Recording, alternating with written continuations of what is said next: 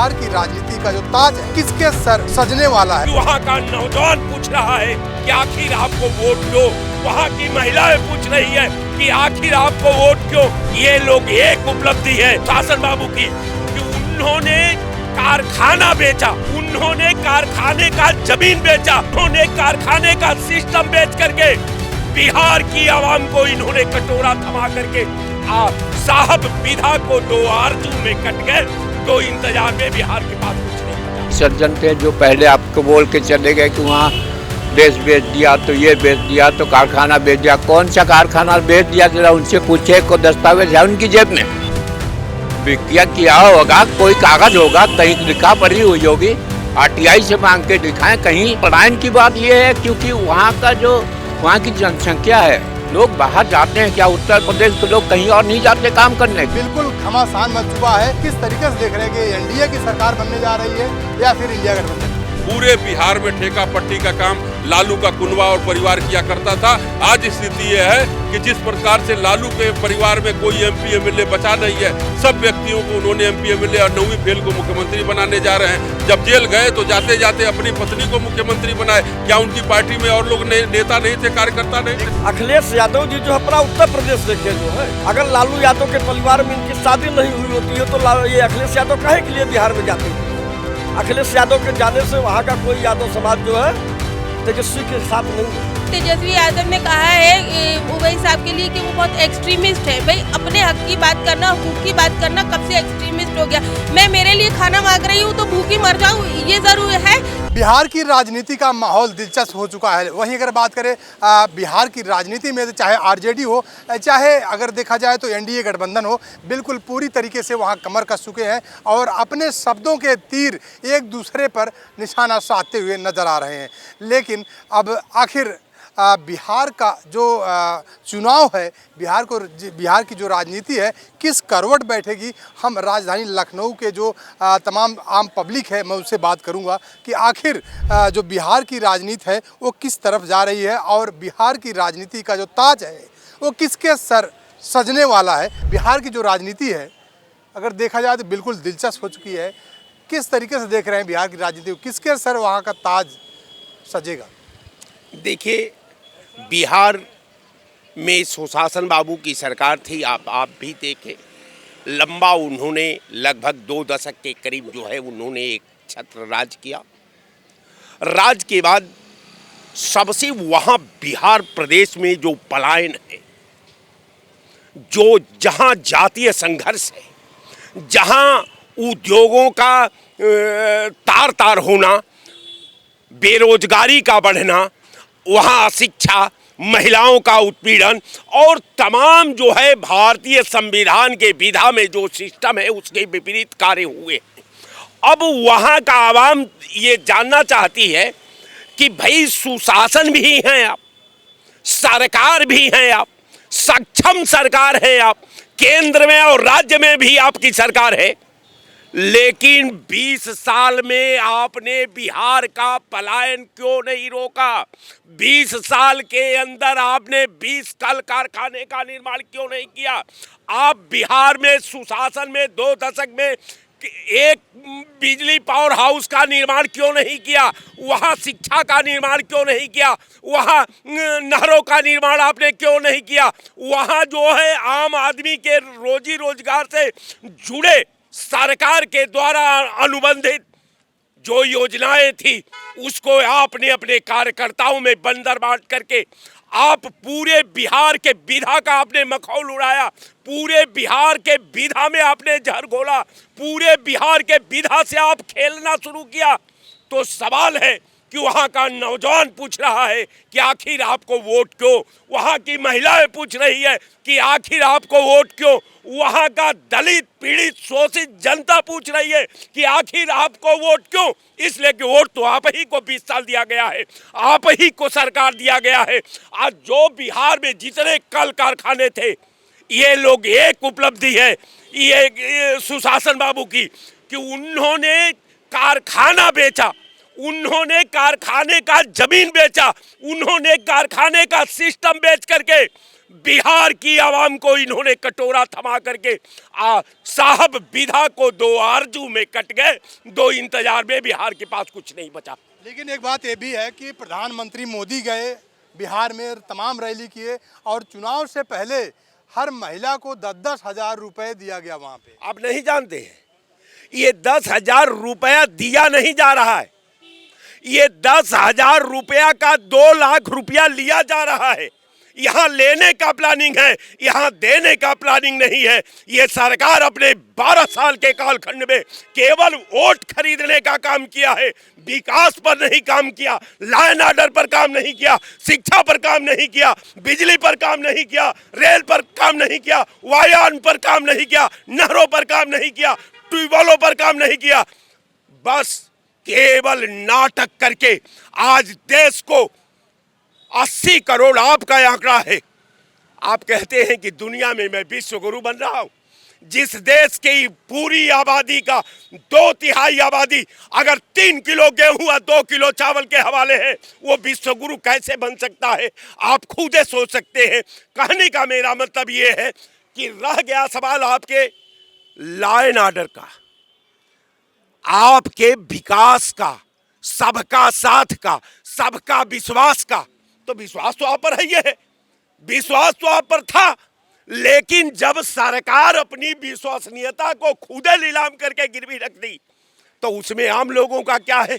वहाँ शिक्षा चाहिए, वहाँ स्वास्थ्य चाहिए, वहाँ लॉ एंड ऑर्डर चाहिए, वहाँ बच्चों को भविष्य नौकरी चाहिए, वहाँ उद्योग चाहिए। आपने दिया कुछ नहीं, इसलिए वहाँ इंडिया गठबंधन पूर्ण बहुमत से सरकार बनाने जा रही है। मैं आपके चैनल पर दावे के साथ कह सकता हूं कि कहीं भाजपा लड़ाई में नहीं है।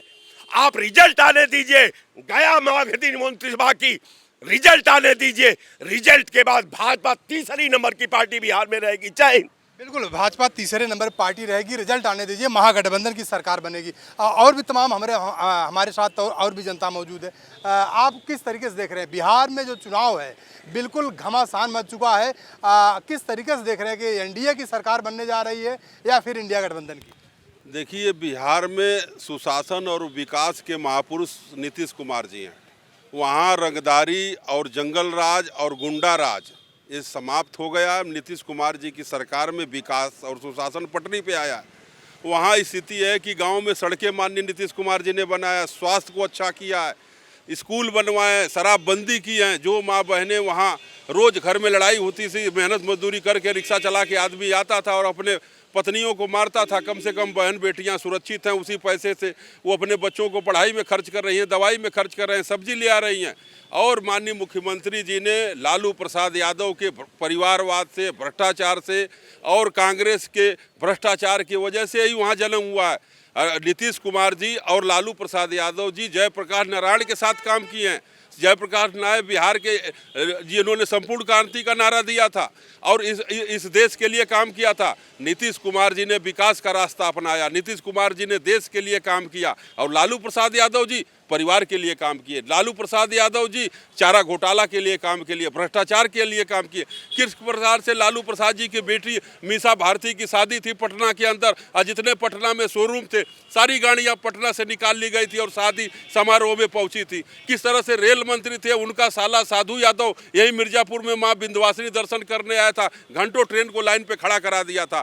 पूरे बिहार में ठेका पट्टी का काम लालू का कुनवा और परिवार किया करता था। आज स्थिति यह है कि जिस प्रकार से लालू के परिवार में कोई एमपी एमएलए बचा नहीं है, सब व्यक्तियों को उन्होंने एमपी एमएलए और 9वीं फेल को मुख्यमंत्री बनाने जा रहे हैं। जब जेल गए तो जाते जाते अपनी पत्नी को मुख्यमंत्री बनाए। क्या उनकी पार्टी में और लोग नेता नहीं थे, कार्यकर्ता नहीं थे? लेकिन अपराध की अगर बात की जाए तो देखा जाए तो बिहार में अपराध तो बिल्कुल कम नहीं हो रहा। अभी भी नीतीश की सरकार है और एक हत्या हो जाती है। हत्या हुई है, तुरंत उसको पुलिस ने गिरफ्तार किया है और उनको पुलिस ने तुरंत उनके खिलाफ कानूनी कार्रवाई की है।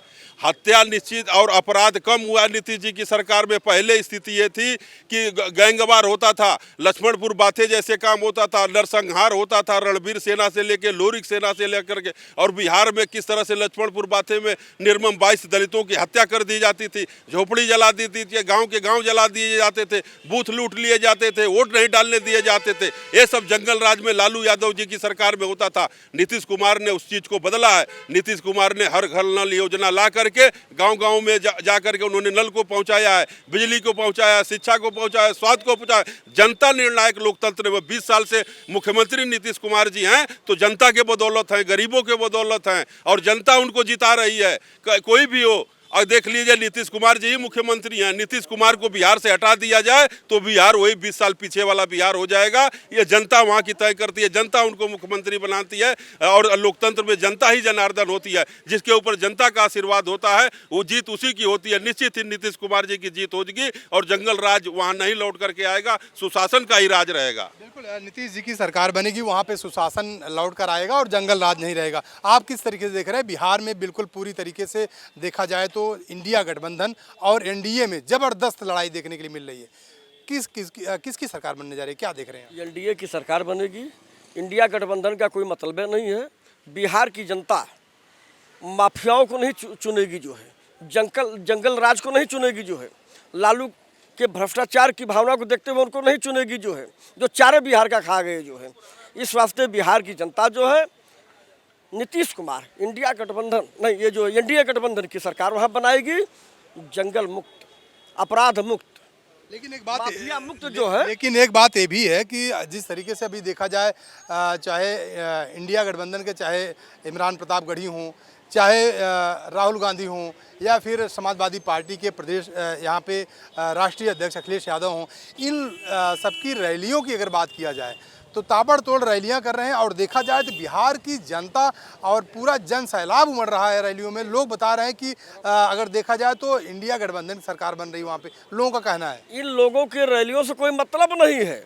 अखिलेश यादव जी जो अपना उत्तर प्रदेश देखे जो है, अगर लालू यादव के परिवार में इनकी शादी नहीं हुई होती है तो ये अखिलेश यादव काहे के लिए बिहार में जाते जो है। अखिलेश यादव के जाने से वहाँ का कोई यादव समाज जो है तेजस्वी के साथ नहीं है। वहाँ अपने के सक्षम है तेजस्वी जो है। न तो इमरान गढ़ी का कोई मतलब है, न तो राहुल गांधी का कोई मतलब है, न तो ये अखिलेश यादव जी का है जो है। जनता वोट देती है, राहुल गांधी थोड़ा ही वहाँ वोट देंगे। अखिलेश तो कह रहे थे कि अब की बार बिहार से बीजेपी बाहर। कहीं नहीं भाई, अखिलेश यादव जिस समय इंतजार करिए जो है, 14 तारीख इंतजार कर लीजिएगा, सब सामने आ जाएगा जो है। भारतीय जनता पार्टी के सहयोग से नीतीश कुमार जी जो है फिर बिहार के मुख्यमंत्री बनेंगे और बिहार में जो है भारतीय जनता पार्टी का परचम लहराएगा। बिल्कुल, भारतीय जनता पार्टी का परचम लहराएगा। लेकिन सबसे बड़ी बात है कि अभी बीजेपी ने बिहार में महिलाओं को 10-10 हज़ार रुपये दिया। आप एक महिला हैं, किस तरीके से देख रहे हैं कि वहाँ पे लड़ाई जो है बिहार की बहुत दिलचस्प हो चुकी है, चाहे इंडिया गठबंधन हो चाहे एनडीए गठबंधन हो?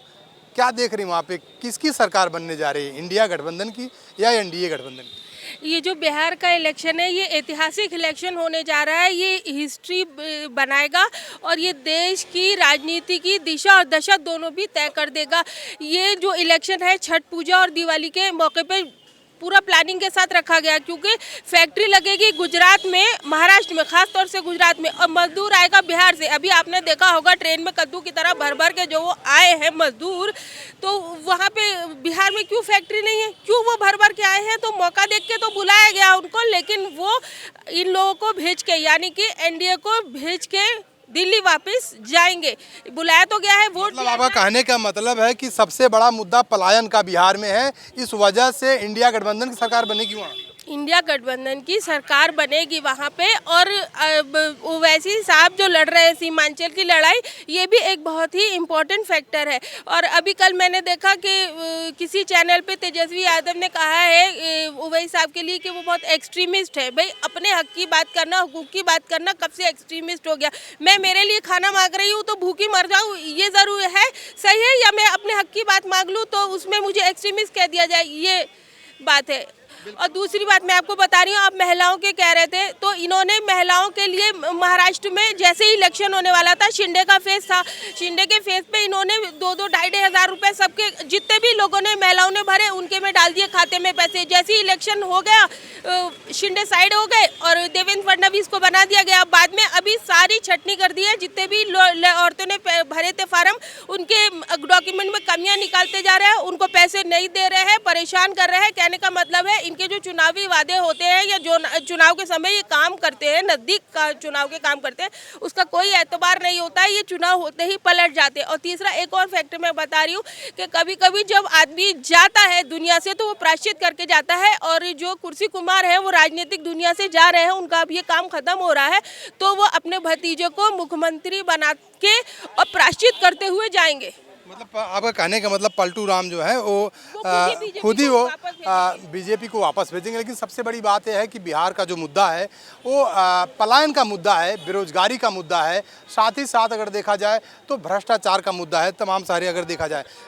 किस तरीके से देख रहे हैं आप बिहार का जो चुनावी वहाँ पे महासंग्राम है, बिल्कुल दिलचस्प हो गया है, चाहे इंडिया गठबंधन की बात करें या फिर एनडीए गठबंधन की बात करें, तो किस तरीके से देख रहे हैं कि किस तरफ जा रहा है चुनाव बिहार का? चुनाव बिहार का बहुत सकारात्मक है। तेजस्वी यादव भी मेहनत कर रहे हैं, अखिलेश यादव भी मेहनत कर रहे हैं, राजीव गांधी भी मेहनत कर रहे हैं। रह गई बात एनडीए की, तो एनडीए तो इतना मेहनत कर रही जिसका कोई जवाब नहीं है। बाकी लोग पिकनिक मनाते हैं, एनडीए अपना काम करती है। 10,000 रुपये की आपने बहुत बड़ी बात करी थी। एक अभी सज्जन थे जो पहले आपको बोल के चले गए कि वहाँ देश बेच दिया, तो ये बेच दिया, तो कारखाना बेच दिया। कौन सा कारखाना बेच दिया, जरा उनसे पूछे, को दस्तावेज है उनकी जेब में? किया होगा, कोई कागज़ होगा, कहीं लिखा पड़ी हुई होगी, आरटीआई से मांग के दिखाएं। कहीं पलायन की बात ये है क्योंकि वहाँ की जनसंख्या है और वहाँ का जो भू क्षेत्र है उसके हिसाब से जनसंख्या अधिक है।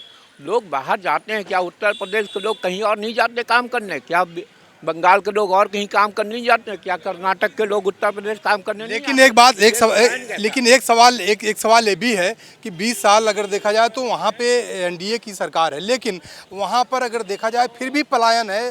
जो बिहार की जनता है वो पलायन से परेशान है। वो कह रहे हैं कि पलायन नीतीश की सरकार में लगातार पलायन हो रहा है। ऐसा कोई पलायन नहीं है। जैसे अन्य प्रदेशों के या लोग जाते हैं दूसरे प्रदेश में काम करने, वैसे बिहार के प्रदेश के लोग भी दूसरे प्रदेश में काम करने जाते हैं। पलायन की कहाँ संभावना आपको प्रतीत होती है?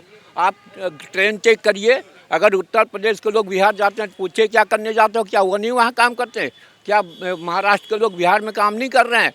क्या बिहार में आपके कर्नाटक के लोग नहीं कर रहे हैं? तमिलनाडु के लोग कर रहे हैं, केरल के लोग कर रहे हैं, बंगाल के लोग कर रहे हैं, राजस्थान के लोग अपने काम कर रहे हैं, बिजनेस कर रहे हैं, व्यापार कर रहे हैं। करते क्यों नहीं है? वो पलायन करके आते हैं क्या? इसी तरह बिहार के लोग भी अन्य प्रदेशों में काम करने जाते हैं। इसमें पलायन की बात ही कहाँ रह गई? रह गई बात सरकार की।